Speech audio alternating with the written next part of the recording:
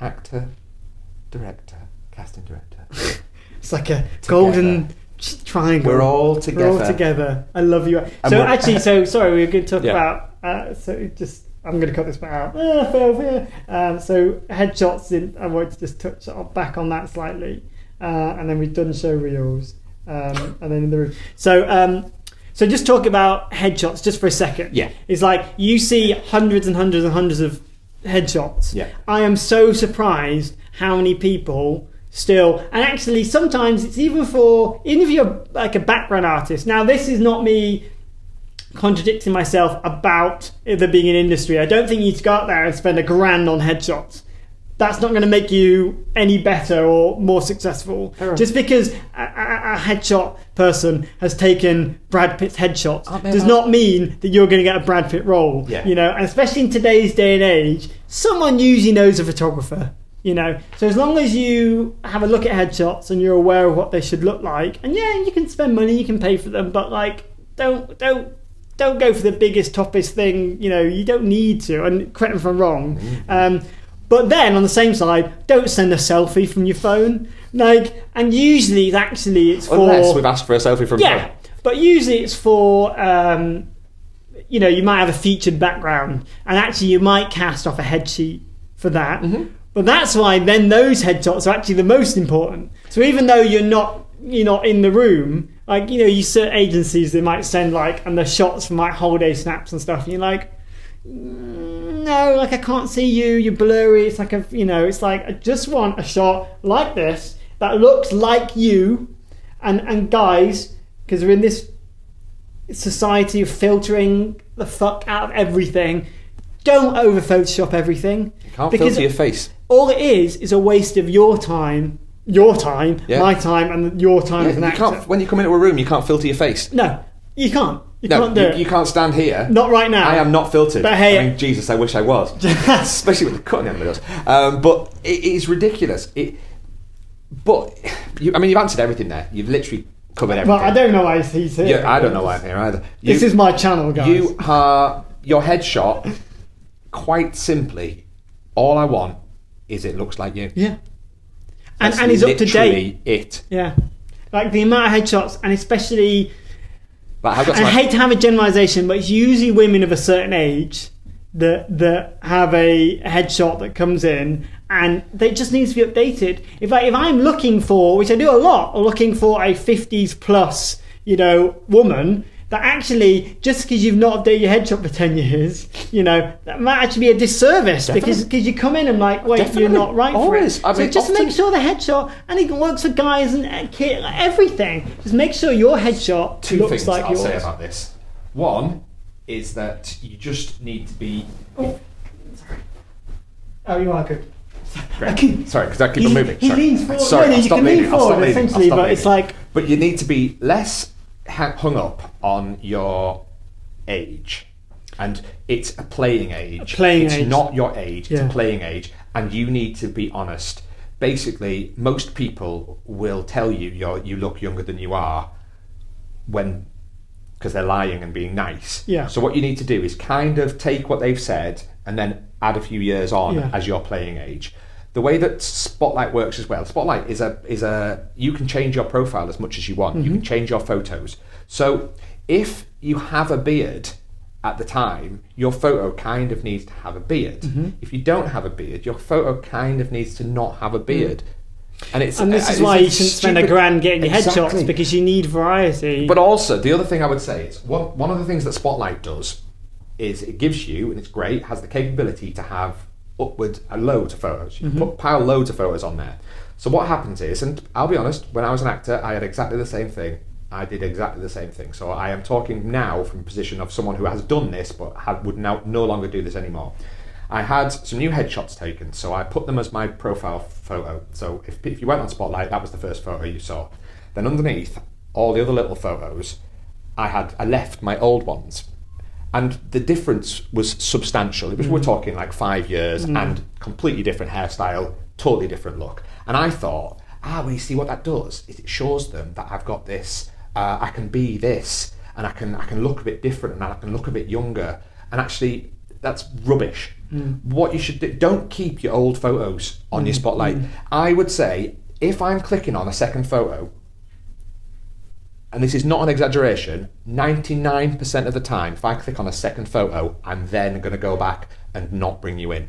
Because the second photo generally will change. I've looked at the first photo and I've gone, okay, possibly. And then I've clicked on the second photo and gone, no. Oh no. Yeah. And that is, I don't know why that is the case, but that is the case. So all I want is a photo that looks like you, what you'd look like if I brought you into a room. And that's a photo not necessarily picked where you look the best. Of course, we're always going to err on that because we want nice photos. But I just want a photo that looks like you. You can have another one. You can. I mean, you can do anything you want. It's not up to me. But another one where you might be, one where you're not smiling, one where you are smiling from the same photo shoot. Yeah, okay. One where we get a full-length shot of you. Probably, possibly, if we've got a good photo of your first one. Colour, yeah. Well, I mean, there's no reason for black and white. Black and white was only because back in the old days they were printed and it was cheaper. So now there are colour photos. Just have colour photos. Colour photo. But I think most people do now anyway. But that's it.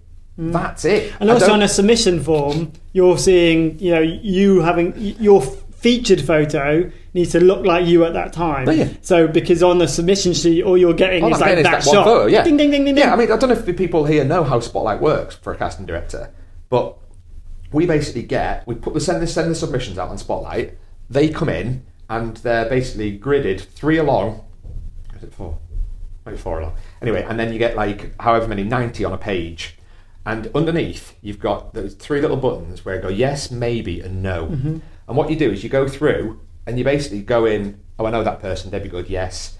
Oh, I'm not sure about that person, maybe. No, they're totally wrong, no.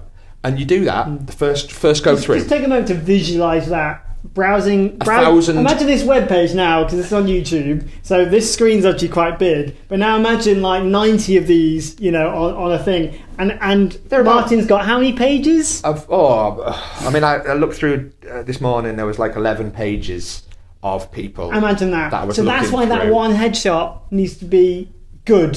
And look like you, because hopefully if your agents, and this is another whole thing, listen to the brief and knows you and knows what you look like, they've sent you the right shot. The amount of times people walk into a room and they're just wrong, and it's waste everyone's time. And this can be really easy by you having a shot that looks like you, so therefore your agent can submit the one that looks like you, because we all like to be optimistic and think, well, only if I get in the room I can show you what they'd be. But let's go back to what we were talking about in part 1.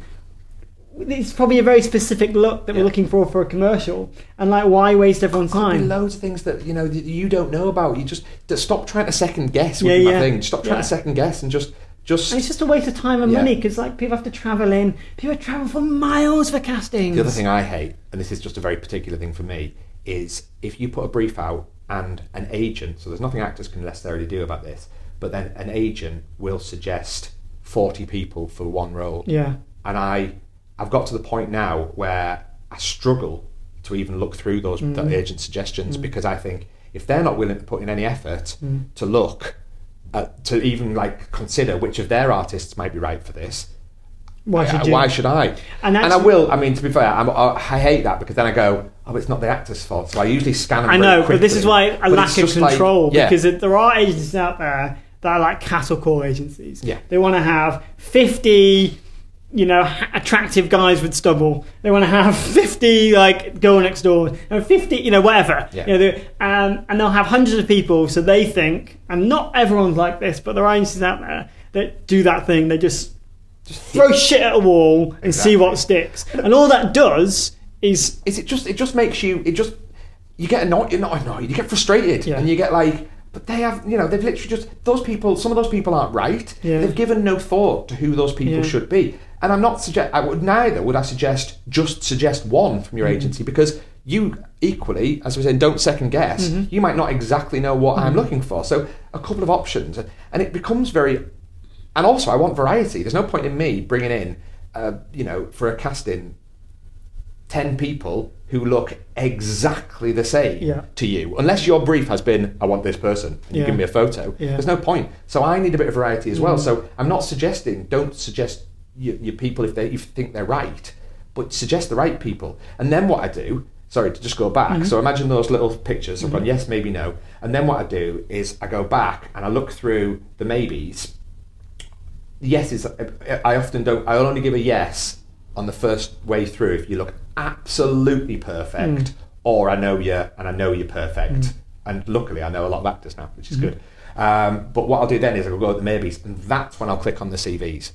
So the maybes, I'll click on their CVs and I'll look at their experience, or I might look at the dreaded second picture and whatever, and then I decide, okay, yeah, they're going to be a yes. But if you consider 1,000 into 10, it's not good odds, is it? No, it's not. And actually, what's interesting, what you said there is that, and then when people don't show up, you're like, you haven't come to a casting. I've literally, it's kind of so selfish given you such a chance, and you haven't shown up.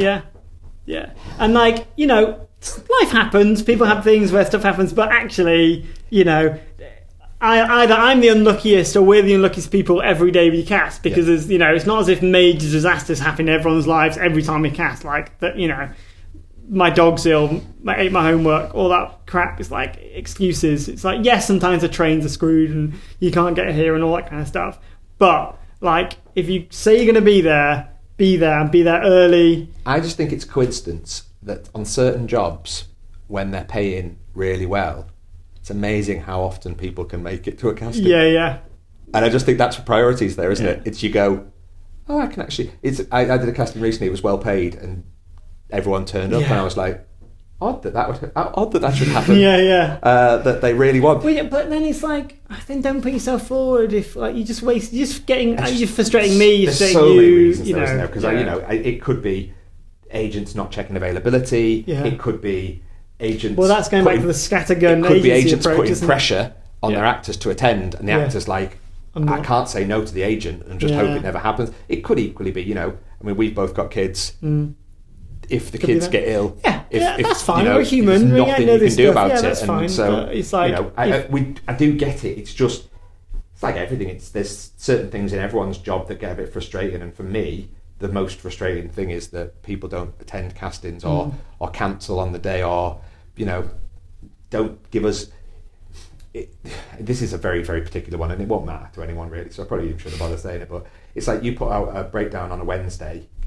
And you put out the offer of a casting on a Wednesday, and then the casting's on a Friday. So you've got all day Thursday, you've got Wednesday, and all day Thursday, and then someone tells you at 5 o'clock on the Thursday that they can't come to the casting, and you're like, you've had two days to tell me that, and now I've got to fill this hole that you've just given me with someone at the last minute, and it's just, I mean, it's frustrating, but. It's not the worst job in the world, is it? No, it's not. Let's face it. I mean, we'll wrap this up right now because we can go on forever. But no, it's not. And actually, they were wonderful. I love the casting process. Yeah, me too. Well, because I love actors. I love to work with actors. I always feel like a better, tired, but always feel like a better director coming out of a fun session. That, like, even if it's, and I'm very, like, you know, can be very clear about it. It's like, look, this is not rocket science. You need to sit on the sofa and smile, but hey, let's have some fun, like doing it. And if you can come out and have a fun day, or it's your choice. You can come in here as a director, I'm talking directors now, sit on your laptop, not engage, and the day will just drag. And you know what? And then you've got, you know, like, what's the point? Like, I know directors that go, I hate casting, it's boring. I'm like, really? It should be the opposite. You know, because you know, it completely. I've worked with both, and you get some amazing directors that just don't really get involved with the casting process as much and let you do it. And I guess from my point of view, that's all right, because that's my skill is to do that. But equally, if I was directing something, I would want to do the casting, but then that makes sense, doesn't it? I mean, because you're a casting director, you do it all. It'd be really stupid. Just come after my job now. I might just get you to come into my castings. Yeah, I'm going to be you. You can be the casting director. I'll just be the person that does the ident and sends them out. That'd be fun. Right, I'm going to shut up. If you're still here, you're all amazing. Yeah, well done. Part 2. We could probably make that into part 3. You could probably get 3 and parts. There's probably 3 parts. Then you'd have to have a lot of views. I feel like this should be a secret code word. That, okay, if everyone emails Martin the word What? cheddar cheese. Do not email me. Yeah, he'll give you a role. Don't do that. Do not do that. Oh my God. Do not do that. Could But you hey, imagine? if you're in a casting and you see him and you say cheddar cheese, then we'll know. I'm going to be like, In the room. I'll forget, and then I'll be like, so many people started saying cheddar cheese. I do like cheddar cheese, though. Yeah, there you go. That's it. Okay. Thank thanks. you. We're going to go now and actually do some Yeah, work. we've got a casting to do. Okay. Bye. Bye. Bye. Bye. Bye. Bye. Sorry, just check me. Look at me. Bye. Straight to your phone. Whatever. Bye. Terrible.